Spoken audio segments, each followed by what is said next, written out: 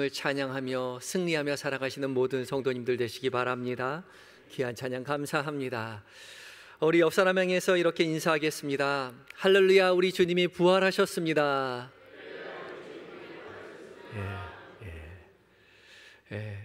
기쁘게 인사하시는 분도 있고, 기쁨이 약간 부족한 분도 계신 것 같습니다.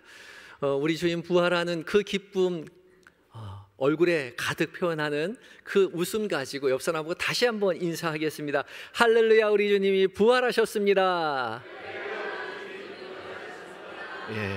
할렐루야, 우리 주님께서 부활하셨습니다. 오늘은 우리 인생에 가장 기쁘고 행복하고 중요한 부활주일이죠. 부활주일은 예수님께서 십자가에 못 박혀 죽으셨다가 3일 만에 부활하신 것을 기념하는 주일입니다. 이 부활은 기독교 신앙의 핵심이지요. 부활이 없다면 예수님의 메시아로서의 사명은 실패한 것이고 결코 우리는 구원받을 수 없었을 것입니다. 부활이 없다면 우리에게는 소망이 없는 것이고, 부활이 없다면 우리에게 구원이 없는 것이고, 부활이 없다면 다시 오실 예수님도 없는 것이죠. 그래서 부활이 없다면 다시 오실 예수님을 기다리는 공동체, 바로 교회가 필요 없는 것입니다. 그러나 예수님께서 부활하셨기에 예수님의 메시아로서의 소명이 성취된 것이지요. 죄의 문제가 해결되었고 우리 모두는 구원을 얻게 되었습니다.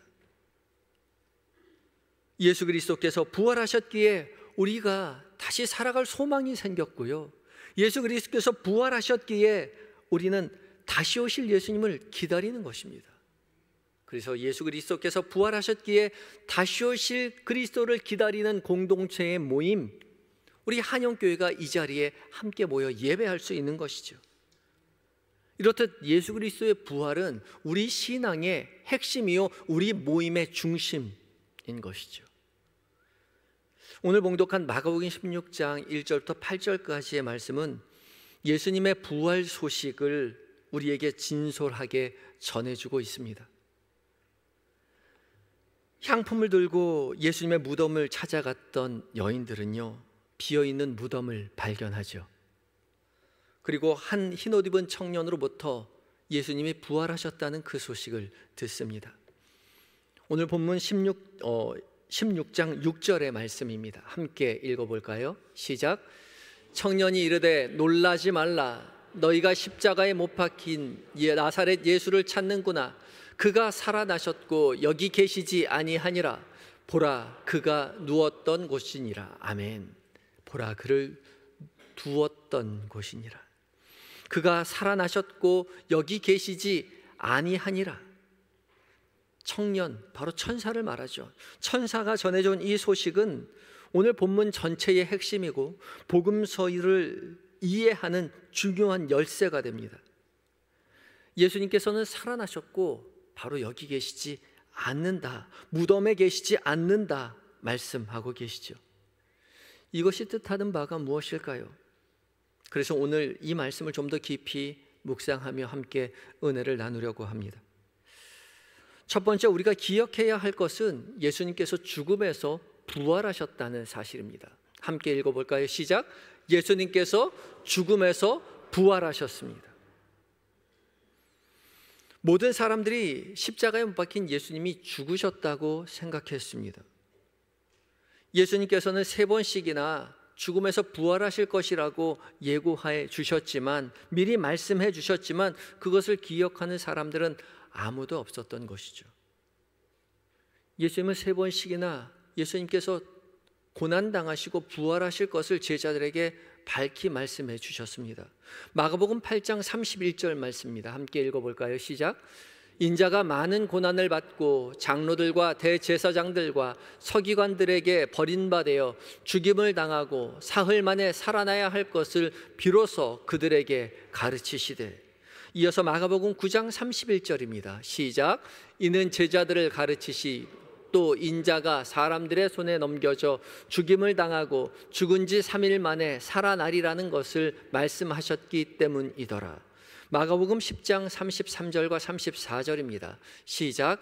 보라, 우리가 예루살렘에 올라가노니 인자가 대제사장들과 서기관들에게 넘겨짐에 그들이 죽이기로 결의하고 이방인들에게 넘겨주겠고 그들은 능욕하며 침뱉으며 채찍질하고 죽일 것이나 그는 3일 만에 살아나리라 하시니라. 아멘. 이토록 예수님은 분명히 3번씩이나 말씀하셨지만 이 말씀을 아무도 기억하지 못했던 것이죠. 그래서 뿔뿔이 다 흩어지고 도망갔고 포기하고 말았습니다. 오늘 본문 16장 1절 말씀을 함께 읽겠습니다. 시작. 지남에 막달라 마리아와 야고보의 어머니 마리아와 또 살로메가 가서 예수께 바르기 위하여 향품을 사다 두었다가, 이 향품은 아로마이죠. 시신이 부패하면서 나는 냄새를 막기 위해서 바르는 향료입니다. 예수님을 따르던 여인들은 예수님이 당연히 돌아가셨다는 것을 생각했기 때문에 향품을 준비했죠. 그리고 이른 새벽 예수님의 무덤을 찾아갑니다. 그러나 예수님의 무덤을 찾아간 여인들은 예수님의 시신을 거기서 찾을 수가 없었습니다. 왜냐하면 예수님께서는 이미 3번씩이나 말씀하신 대로 살아나셨기 때문이죠. 흰옷 입은 청년 천사가 그 사실을 말해 주었습니다. 다시 한번 우리 그 말을 봉독해 볼까요? 시작. 그가 살아나셨고 여기 계시지 아니하니라. 예수님은 살아나셨고 그 무덤 가운데 계시지 아니하셨습니다. 사망 권세 이기시고 부활하셔서 우리 구원의 이유가 되어 주셨다는 말입니다. 죽음이 예수님을 가두지 못한 것처럼 죽음이 더 이상 우리를 가두지 못할 것입니다. 죽음에서 승리한 예수님께서 우리의 모든 죄의 문제를 해결해 주셨기 때문에 이제 저기 우뚝 솟은 저 십자가는 죽음과 비극의 상징이 아니라 승리와 생명의 상징이 되었습니다. 그렇지만 아직도 예수님의 부활 소식을 믿지 않는 사람들이 있습니다. 예수님이 부활하셨다는 사실을 믿지 못하는 사람들이 아직도 너무 많이 있어요. 혹시 예수님이 기절하셨던 건 아닐까? 기절하셨다가 깨어나신 것 아닐까? 아니요. 예수님은 분명히 죽으셨고 창에 찔리셔서 물과 피를 다 쏟으셨습니다. 그것을 로마 병정이 확인했습니다. 요한복음 19장 33절과 34절입니다. 함께 읽겠습니다. 시작.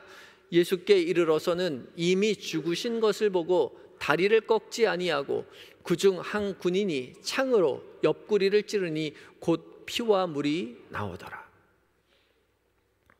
예수님 곁에 있었던 군인이 예수님이 이미 죽으신 것을 확인하였습니다. 그리고 마지막 창으로 옆구리를 찔러 피와 물이 다 나왔다, 쏟아내었다 확인하였죠. 이 피와 물이요, 내장의 수액까지도 다 흘러내렸다는 것을 성경이 밝히 기록해 놓았습니다. 만약에 죽지 않으셨다 하더라도요, 그렇게 피와 물을 쏟았는데도 불구하고 죽지 않으셨다고 하더라도, 기절하셨다 하더라도 어떻게 3일 만에 다시 건장한 모습으로 일어나셔서 제자들에게 떳떳이 만져보라고 이야기할 수 있겠습니까? 중상 입으른 환자가 3일 만에 멀쩡하게 살아나서 그렇게 걸어 다닐 수는 없는 것이죠. 그럼 이렇게 생각할 수 있죠. 혹시 예수님의 시신을 누가 훔쳐간 건 아닐까? 훔쳐가 놓고 예수님이 살아났다고 그렇게 소문내고 다닌 건 아닐까? 그렇게 생각할 수도 있죠. 누구나 한 번쯤 그런 생각해 보지 않겠습니까? 이미 역사적으로 많은 사람들이 예수님이 혹시 돌아가셨는데 시신을 누가 훔쳐간 건 아닐까 생각했던 사람들이 있었죠. 그런데요, 예수님의 시신을 훔쳐갔다면, 숨겼다면 누가 그런 일을 했을까요? 예수님 시신을 가까이 갈 수 있었던 사람들 세 부류로 생각해 볼 수 있죠. 첫 번째, 로마 병정들이요. 로마 병정들이 예수님의 시신을 숨긴 건 아닐까? 그런데요, 로마 병정들은 예수님의 시신이 없어지면 큰일 나는 사람들입니다. 예수님의 시신을 훔쳐가지 못하도록 무덤에서 지키고 있었던 사람들이에요. 예수님의 시신이 없어졌다면 문책받아야 할 사람들이 예수님의 시신을 숨길 리 만무하죠. 가능성은 없습니다. 또 누가 예수님의 시신을 훔쳐갈 수 있었을까요? 예수님을 십자가에 못 박으라고 소리쳤던 유대인들이요. 그런데 이날은 안식일이었습니다. 안식일은 아무 일도 해서는 안 되는 날이죠. 그런데 안식일에 어찌 죽은 사람을 만질 수 있겠습니까? 믿음이 좋았던 유대인들은 죽은 사람을 만지는 것조차 부정하다고 생각했기 때문에 만지지 않았습니다. 안식일에요? 죽은 사람을 만진다고요? 유대인으로서는 감히 상상할 수 없는 범죄 행위였습니다. 유대인들도 이런 일을 할 리가 없지요. 또 누가 이런 일을 할 수 있었을까요? 예수님의 제자들이요. 예수님의 제자들이 예수님이 죽으셨는데 시신을 훔쳐놓고 숨겨놓고 예수님 부활하셨다고 소문내고 다닌 건 아닐까? 그렇게 생각해 볼 수 있겠죠. 그런데 무슨 이유에서 그래야 할까요? 예수님이 죽으셨는데 당시 제자들이 예수님 부활하셨다고 증언하다가요, 많은 핍박을 당했죠. 심지어 돌에 맞아 죽기까지 했습니다. 그저 그냥 우리도 속았노라고, 예수님 그렇게 죽으실 줄 몰랐다고, 미안하다고, 잘못했노라고 말하면 잠시 조금 고통당하고 말 것을 왜 굳이 예수님의 시신을 숨겨서 정말 부활했노라고 이야기하고 다녀서 그 극심한 고통을 당하고 예수님처럼 죽임을 당하여야 했을까요? 그러면서도 제자들은 오히려 기뻐하고 복음을 더 열심히 증거하기도 했죠. 어떻게 그런 일이 있었을 수 있을까요? 예수님이 진짜로 부활했다면 가능하죠. 예수님이 진짜로 부활했다면, 부활하신 예수님을 만났다면 그들의 삶의 변화가 다 이해가 갑니다.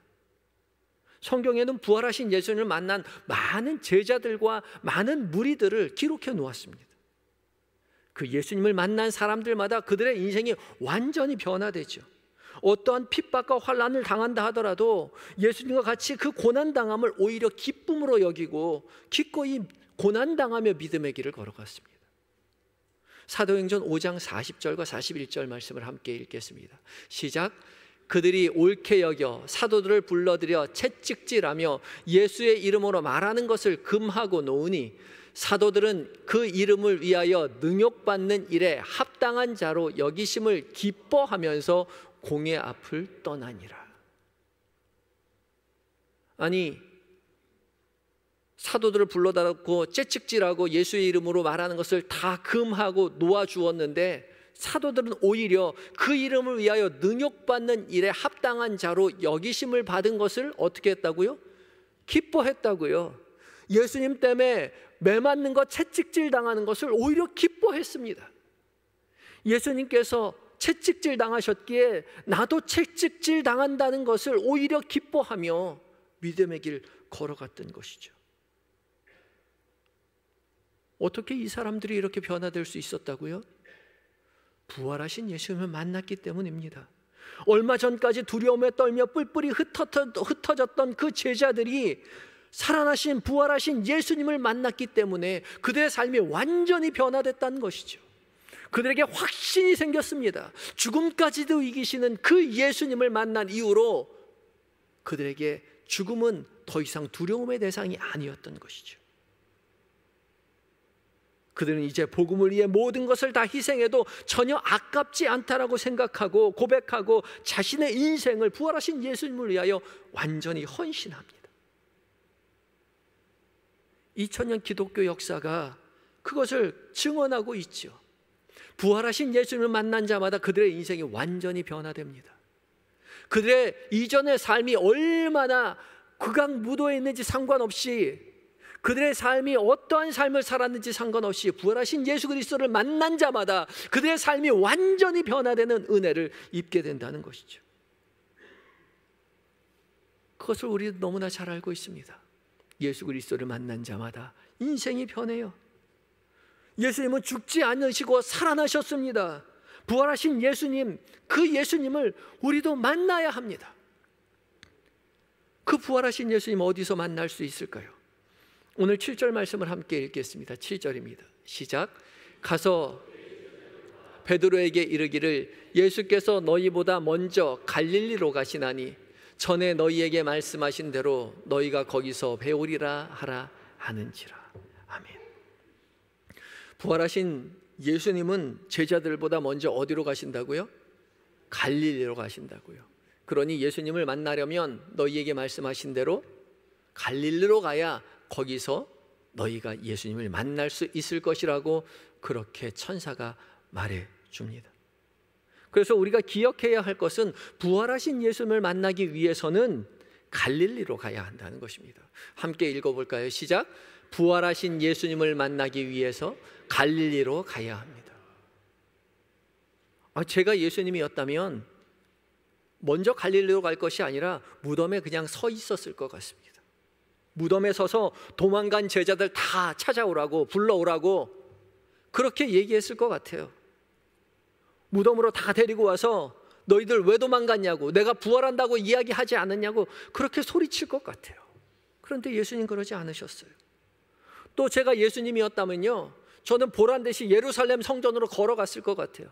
자신을 십자가에 못 박은 대제사장들과 바리새인들을 향해서 내가 십자가에 못 박았던 그 예수가 내가 다시 살아났다라고, 돌아왔다고, 회개하라고, 무릎 꿇으라고 그렇게 얘기할 것 같은데 그렇게 예수님 하시지 않았던 거죠. 예수님은 우리와 전혀 다른 생각을 가지고 계셨습니다. 예수님은 어디로 가셨다고요? 갈릴리로 가셨어요. 예수님의 관심은 갈릴리에 있었습니다. 그래서 제자들보다 먼저 갈릴리로 가시고 갈릴리로 오라 말씀하셨죠. 갈릴리가 어디입니까? 갈릴리는 제자들의 고향입니다. 예수님을 만나기 전에 그물 던지고 고기 잡던 그곳이 갈릴리입니다. 그곳에서 예수님은, 부활하신 예수님은 먼저 가 계시니 그곳으로 오라라고 말씀하십니다. 예수님을, 부활하신 예수님을 만나기 위해서는요, 갈릴리로 가야 합니다. 우리의 갈릴리는 어디일까요? 그물 던지고 고기 잡는 곳이요, 우리의 일상의 삶이 이어지는 곳, 그곳이 바로 우리의 갈릴리이지 않겠습니까? 그래서 우리가 부활하신 예수님을 만나기 위해서는 갈릴리로 가야 하는 거죠. 죽음만이 가득한 무덤도 아니고 화려한 성전이 있는 예루살렘도 아니고 이곳 한영교회 예배당도 아니고 여러분의 일상이 펼쳐지는 일상의 삶의 자리 갈릴리입니다. 그곳에서 부활하신 예수님을 만나라고, 그곳으로 오라고 주님이 말씀하시죠. 이것이 복음의 핵심입니다. 복음서는 예수 그리스도의 부활로 그쳐지지 않습니다. 갈릴리로 이어져요. 열려져 있습니다. 닫혀 있지 않아요. 우리가 믿는 기독교는 무덤에 갇힌 종교가 아닙니다. 닫힌 종교가 아니에요. 우리가 믿는 기독교는 화려한 성전에서 화려한 예식을 통해서 진리를 깨닫게 되는 그러한 종교가 아닙니다. 우리가 믿는 기독교는 우리의 삶의 일상의 자리에 열려 있습니다. 우리의 삶의 자리로 찾아가 부활하신 예수님을 만나고 삶이 변화되는 기쁨으로 가득한 삶을 누리는 그런 종교가 바로 기독교입니다. 이것이 복음입니다. 복음은 열려 있습니다. 끝나지 않았어요. 우리의 일상의 삶의 자리에서 계속 이어지는 것이죠. 복음은 우리의 일상의 삶을 변화시키기 위하여 우리에게 왔습니다. 부활하신 예수님이 왜 우리의 삶의 자리로 찾아오셨는가? 우리의 삶을 변화시키기 위함인 거죠. 우리의 일상을 변화시키기 위함입니다. 우리의 일상을 변화시키기 위해 득도하기 위해서 산으로 들어갈 것도 아니고 예배당에 모여서 한없이 예배를 드리며 예배당 안에 모여만 있어야 할 것도 아닙니다. 일상으로 가야 합니다. 그저 내 직장, 내 가정, 내 평상시의 일상이 그 안에 계신 부활하신 예수 그리스도를 만날 때에 완전히 변화된다는 것이죠. 기쁨으로 가득 찹니다. 내가 다니던 직장 그대로고 내가 다니던 학교 그대로고 내가 살던 그 집 그대로인데 부활하신 예수님을 그 자리에서 만났을 때 모든 것이 다 변합니다. 그것을 부활하신 예수를 만난 사람만 알아요. 그 복음의 기쁨을 누린 사람만 알아요. 아무것도 변한 것이 없는데 모든 것이 다 변합니다. 그 기쁨, 그 희열, 우리가 기억하고 맛보고 기대하며 믿음의 길 걸어가야 하는 거죠. 사랑하는 성도 여러분, 여러분의 일상의 자리에 먼저 가셔서 여러분을 만나시기를 기다리고 계시는 부활하신 예수를 만나시는 모든 성도님들이 되시기를 예수 그리스도의 이름으로 축복합니다. 예수님은 제자들보다 먼저 갈릴리로 가셨습니다. 그리고 일상의 자리에서 다시 찾아올 그 제자들을 기다리고 계세요. 오늘 부활절 은혜의 예배를 드리고 난 다음에 여러분의 일상으로 찾아가야 합니다. 그리고 그곳에서 이미 기다리고 계신 부활하신 예수님을 만나야 합니다. 예수님 미리 가 계세요. 먼저 가 계십니다. 그러니까 가서 찾아보세요. 여러분의 집에요, 여러분의 직장에, 여러분의 학교에, 여러분의 삶의 일상의 자리에 먼저 가 계신 예수님을 찾아보란 말이에요. 아니 아무리 눈 씻고 찾아봐도 없던데요? 아니요, 주님 약속하셨잖아요. 주님의 약속은 변함이 없습니다. 반드시 성취됩니다. 미리 가서 기다리고 계세요. 우리가 보려 하지 않았을 뿐이지요. 우리가 보고 싶은 마음이 없었을 뿐입니다. 믿음의 눈을 들어 부활하신 예수님을 바라보고 부활하신 예수님을 만남으로 말미암아 부활의 기쁨이 우리의 삶을 변화시키는 그 은혜를, 그 행복을 만끽하며 믿음의 길을 걸어가셔야 하지 않겠습니까? 분명히 주님은 거기 계십니다. 우리의 갈릴리, 우리의 일상에서 부활하신 예수 그리스도를 만나보시기 바랍니다. 그리하여 부활하신 예수를 만난 기쁨으로 우리의 삶이 완전히 변하고 인생이 변하는 은혜를 누리며 복음의 기쁨 속에 살아가시는 한영의 모든 성도님들이 되시기를 예수 그리스도의 이름으로 축복합니다. 다 같이 기도하시겠습니다. 할렐루야! 죽음에서 부활하신 우리 주님을 찬양합니다. 주께서 부활하심으로 우리의 모든 죄의 문제를 해결하여 주시니 무한 감사드립니다. 죽음에서 부활하신 예수 그리스도의 능력으로 더 이상 죽음 앞에 좌절하지 않도록 주님 우리를 붙잡아 주시옵시고 우리도 담대히 세상을 이기며 살아가게 하여 주시옵소서. 고난이 찾아올 때 주저앉아 있지 않도록, 죽음이 우리를 찾아올 때 그것으로 우리가 두려워하지 않도록 주님 우리를 붙잡아 주시옵시고 우리의 삶의 일상의 자리에서 갈릴리로 먼저 가신 예수님을 만나는 은혜를 누리게 하여 주시옵소서. 그리하여 우리의 삶이 변화되고 고난 가운데도 우리여 기뻐하며 그리스도의 참된 사랑을 전하는 변화된 주님의 제자로 살아가게 하여 주시옵소서. 예수님의 이름으로 기도드립니다. 아멘.